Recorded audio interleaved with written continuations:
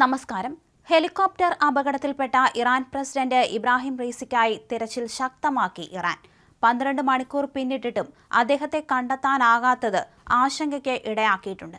അതിനിടെ ഇറാന്റെ പരമോന്നത നേതാവ് അയത്തുള്ള അലി ഖമീനി ദേശീയ സുരക്ഷാ കൗൺസിലിന്റെ അടിയന്തര യോഗം വിളിച്ചിരിക്കുകയാണ്. രക്ഷാദൌത്യത്തിന് ഇറാന് സഹായവുമായി റഷ്യയും തുർക്കിയും രംഗത്തെത്തിയിട്ടുണ്ട്.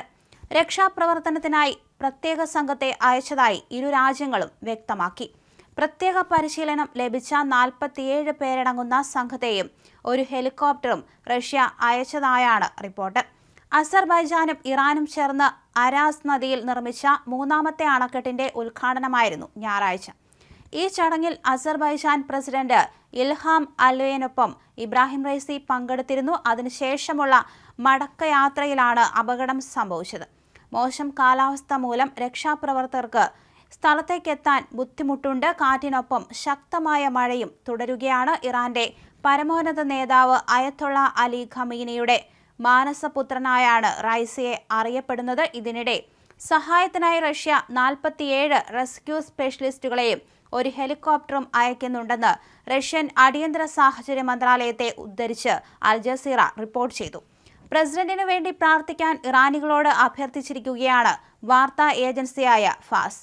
അപകട വിവരം ഇറാൻ ആഭ്യന്തരമന്ത്രി അഹമ്മദ് വാഹിദി സ്ഥിരീകരിച്ചിട്ടുണ്ട്. അതേസമയം അപകട സ്ഥലത്തു നിന്ന് ലഭിക്കുന്ന വിവരങ്ങൾ ആശങ്കാജനകമാണെന്നാണ് സൂചനകൾ. അതീവ ജാഗ്രതയിലാണ് ഇറാൻ. ഇസ്രായേലുമായി ഇറാൻ സംഘർഷത്തിലാണ്. അതുകൊണ്ട് തന്നെ ഈ അപകടം പലതരത്തിലെ ചിന്തകൾക്ക് കാരണമാകുന്നുണ്ട്. പശ്ചിമേഷ്യയെ ആകെ പ്രതിസന്ധിയിലാക്കുന്നതാണ് ഈ ഹെലികോപ്റ്റർ അപകടം. ഹെലികോപ്റ്ററിന്റെ സിഗ്നൽ ലഭിച്ചതായി റിപ്പോർട്ടുകൾ വന്നെങ്കിലും സ്ഥിരീകരിക്കപ്പെട്ടിട്ടില്ല. അപകട സ്ഥലം കണ്ടെത്തിയെന്നും ഉസി ഗ്രാമത്തിനടുത്താണ് ഹെലികോപ്റ്റർ ഇറക്കിയതെന്നും വിവരങ്ങളുണ്ട്. കാൽനടയായി മാത്രമേ ഇവിടേക്ക് എത്താൻ സാധിക്കുകയുള്ളൂ. കനത്ത മഴയിലാണ് രക്ഷാപ്രവർത്തകർ അങ്ങോട്ടേക്ക് സഞ്ചരിക്കുന്നത്. ഇതു സംബന്ധിച്ച് കൂടുതൽ വിവരങ്ങൾ ഇറാൻ പുറത്തുവിട്ടിട്ടില്ല. ഇറാൻ സൈന്യത്തിന്റെ പക്കലുള്ള പല വിമാനങ്ങളും ഹെലികോപ്റ്ററുകളും കാലഹരണപ്പെട്ടതാണ്. മധ്യപൂർവ്വദേശ മേഖലയിൽ പ്രധാന ശക്തിയാണ് ഇറാൻ. ഇസ്രായേലിനെതിരെ പോരാടുന്ന ഗസയിലെ ഹമാസിനും ലബനിലെ ഹിസ്ബുള്ളയ്ക്കും ഇറാൻ ശക്തമായ പിന്തുണയാണ് നൽകുന്നത്. ഇതെല്ലാം ഈ ഹെലികോപ്റ്റർ അപകടത്തിന് പല തലങ്ങൾ നൽകുന്നു.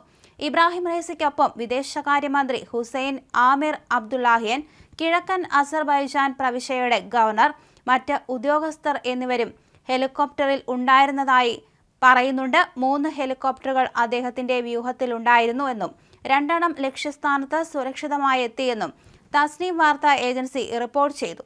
ഇറാന്റെ തലസ്ഥാനമായ തെഹ്റാനിൽ നിന്ന് 600 കിലോമീറ്ററോളം അകലെയാണ് അപകടം സംഭവിച്ചിരിക്കുന്നത്.